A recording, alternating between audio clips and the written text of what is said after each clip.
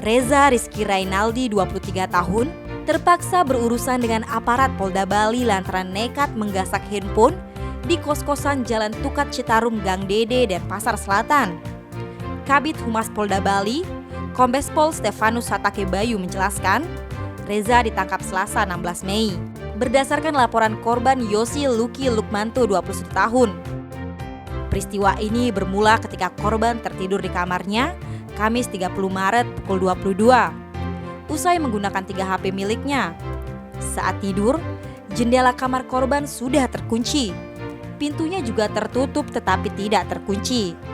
Keesokan harinya, saat terbangun pukul 4, pemuda asal Banyuwangi, Jawa Timur ini tidak mendengar suara alarm dari ponsel-ponsel tersebut. Merasa janggal, korban mencari ketiga handphonenya, tetapi tidak ketemu. Atas kejadian itu, korban melapor ke polisi. Setelah melakukan penyelidikan, tim Opsnal Subdit 1 Ditreskrimum Polda Bali mendapati ciri-ciri pelaku yang berasal dari Labuan Bajo, Nusa Tenggara Timur. Namun pelaku yang diketahui bernama Reza tersebut telah pulang ke kampung halamannya dan akan kembali ke Bali menggunakan pesawat Selasa pada 16 Mei.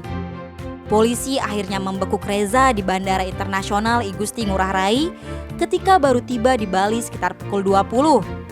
Atas perbuatannya, Reza terancam pidana penjara paling lama 7 tahun.